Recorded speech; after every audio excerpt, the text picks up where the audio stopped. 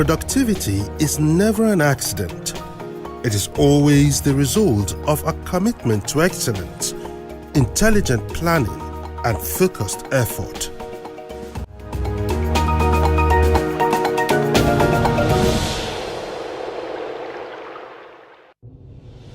If the words of American businessman and world-renowned success planner Paul J. Mayer are anything to go by, intelligent planning, commitment, and focused effort are key to productivity. Keys that are crucial to the development of agriculture as a veritable alternative to oil in Nigeria's foreign exchange and economic development drive. The increase in allocation to agriculture in the 2018 budget estimate is a pointer to plans by the Buhari administration to grow the sector, increase production and agricultural exports, as well as develop crop value chains, all with a view to guaranteeing food security and creating jobs. However, whether these plans will be executed with commitment and focused effort remains to be seen, especially when you put into perspective the 2017 budget, of which implementation is far from encouraging.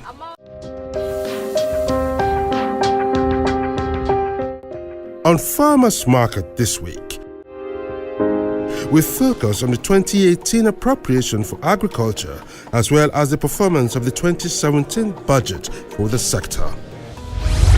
Farmers Market, a program that promotes Nigeria's agricultural prowess, identifies the challenges besetting the sector and advocates policies and programs that will help grow Nigeria's agro-economy.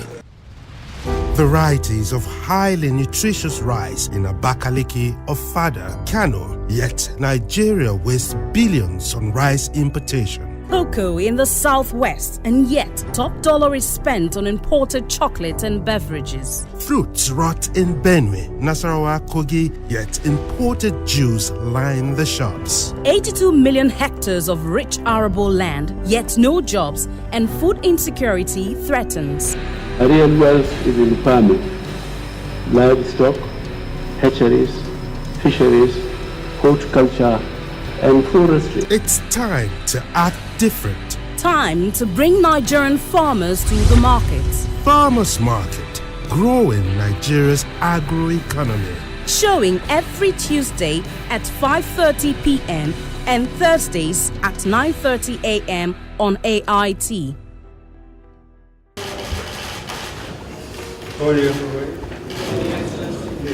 Since 2016, when the Buhari administration had its first full budget, allocation to agriculture has been on a steady increase.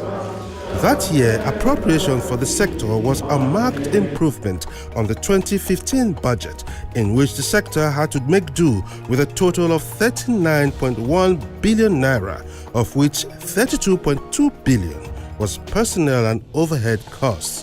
Only 6.9 billion naira was earmarked for capital projects. The 2017 budget of 7.30 trillion naira, tagged Budget of Recovery and Growth, was higher than the 6.08 trillion naira appropriation in 2016 by about 19.95%. Allocation to agriculture was also an improvement on the 2016 appropriation. At 92 billion naira, it was 1.6% of total budget and 0.42% higher than the 2016 figure. 61.7% of the 2017 budget for agriculture was set aside for the headquarters of the ministry, while the remaining 39.3% was allocated to its agencies for programs and key projects, some of which are rural roads as well as water and sanitation projects, agricultural mechanization and equipment, food commodity reserves, land and climate change management, rice value chain development, wheat, cocoa, sorghum and millet value chain development, fisheries and aquaculture, veterinary services and pest control.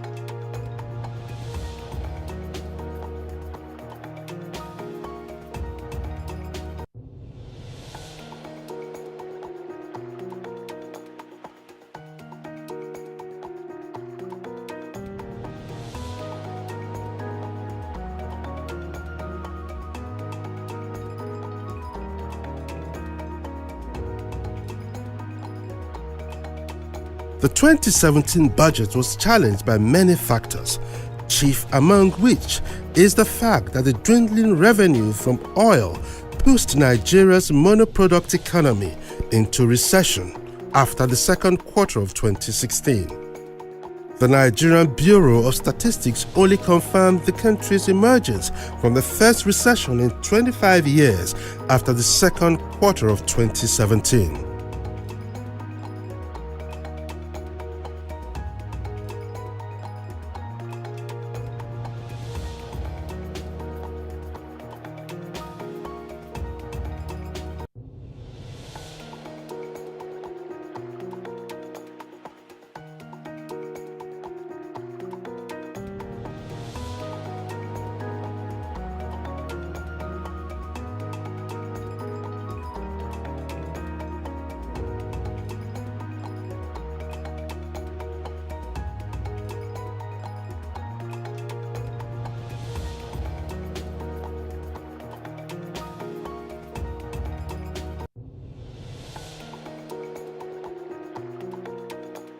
Another fact is that the budget itself was not passed until June because of the squabbles between the National Assembly and the presidency.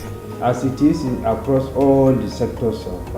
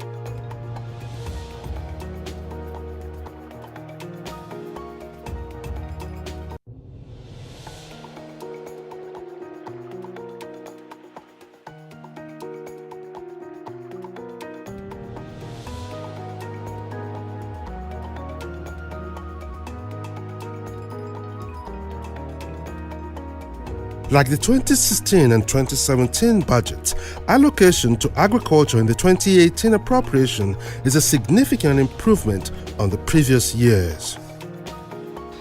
2017 so far has been a year of uncertainty on many fronts across the world, whether it is Brexit, the crisis in Korean Peninsula, or indeed the political uncertainty in key oil-producing nations of the Middle East and South America. We can all agree that these developments have in one way or another impacted Nigeria's economic fortunes. By all accounts, 2018 is expected to be a year of better outcomes.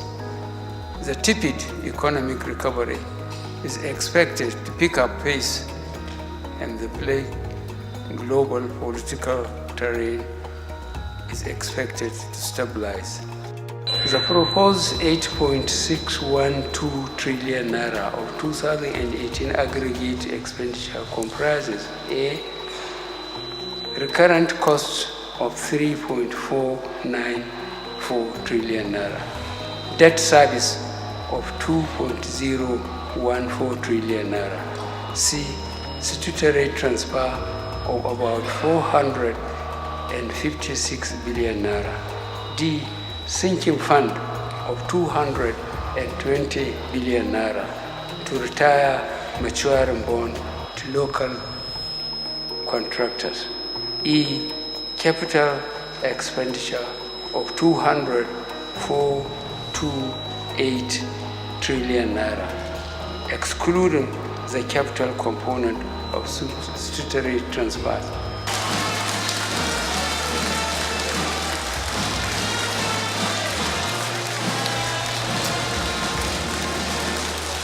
The 2018 118.98 billion naira appropriation for agriculture is the fifth largest sectoral allocation after power works and housing, transportation, social intervention and defense. Of the amount, 6.75 billion naira is earmarked for rural roads and water and sanitation program. 25.1 billion naira for promotion and development of value chain across 30 different commodities. We have selected, the Ministry of Agriculture has selected commodities that we want to promote. So for each of those commodities, whether rice, whether cashew nut, whether oil palm, we look at what are the constraints to the development of that particular commodity. What do we need to do in terms of what sort of fertilizer does it need, what sort of seeds they need, what sort of land is best used for it, whether cassava, all across 30 different commodities we are working on. And that is why you are seeing the expansion in agriculture. 5.30 billion naira for National Grazing Reserve Development, 4 billion naira for agribusiness and market development, 4.08 billion naira for food and strategic reserves, 2 billion naira for supply, installations and commissioning of water rigs nationwide, 1.13 billion naira for federal government support for youth in agribusiness, and 3.22 billion naira for livelihood improvement family enterprise, LIFE, a federal government agricultural empowerment program. Other sectoral allocations which may impact directly on Nigeria's agricultural development are transportation, roads, and water resources. According to President Muhammadu Buhari, the 118.98 billion naira will be spent to strengthen the nation's agricultural sector in order to ensure food security, especially because agricultural sector played a crucial role in Nigeria's recent exit from recession and remains the largest employer of labor.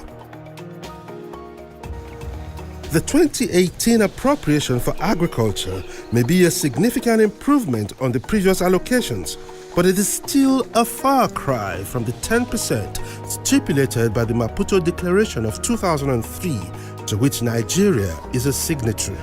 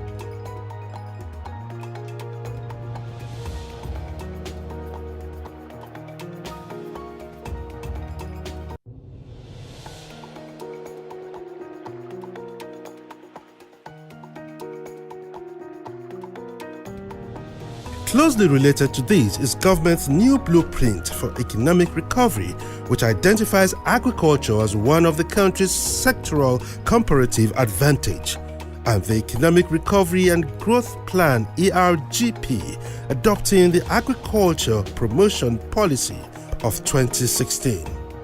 The target of these policies include increasing agricultural GDP from 16 trillion naira in 2015 to 21 trillion naira by 2020 at an average annual growth of 6.92%. Others are reducing food import and becoming a net exporter of key agricultural produce like rice, tomato, vegetable oil, cashew nuts, groundnuts, cassava, poultry, fish, and livestock.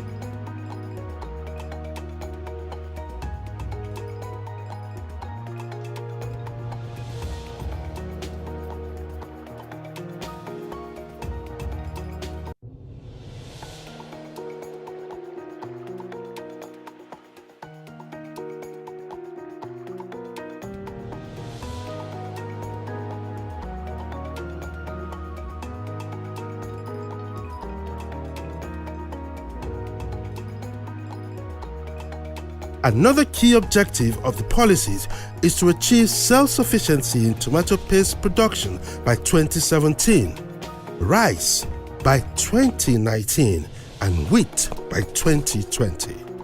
We are trying to create in Nigeria a powerhouse in agriculture and manufacturing. That's what we're trying to do. We want this country to be the primary producer of both agricultural as well as manufacturing goods for Africa. Why not? It's achievable. There were fears that the 2018 budget benchmark of $45 per barrel oil price and 2.3 million barrel per day output would be adversely affected by OPEC decision on production cuts.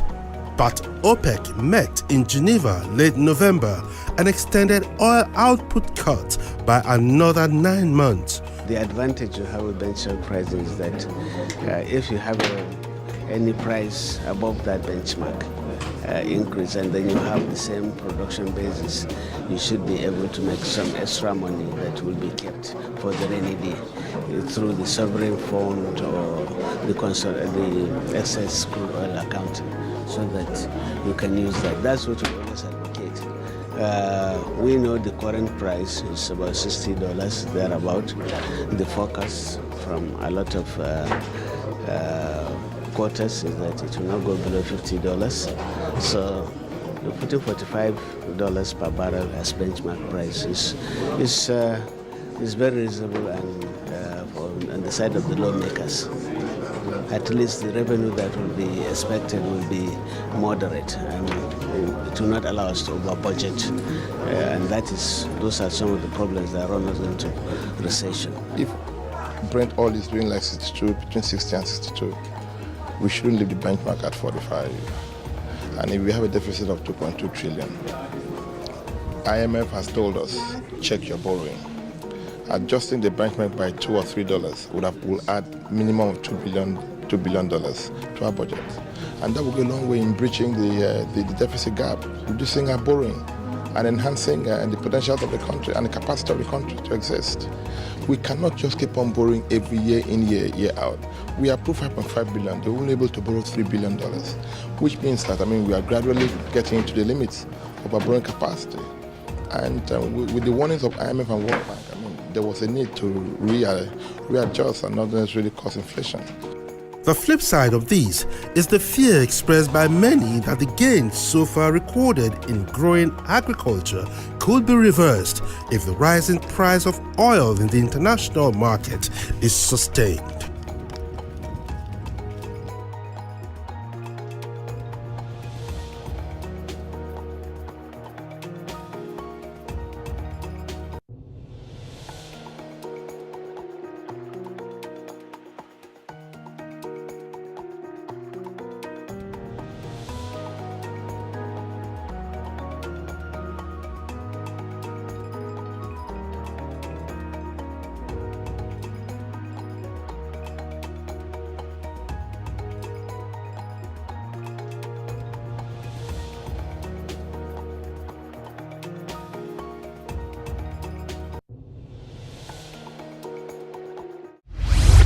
Farmers Market will be keeping a close watch on the implementation of the budget for agriculture in the months ahead.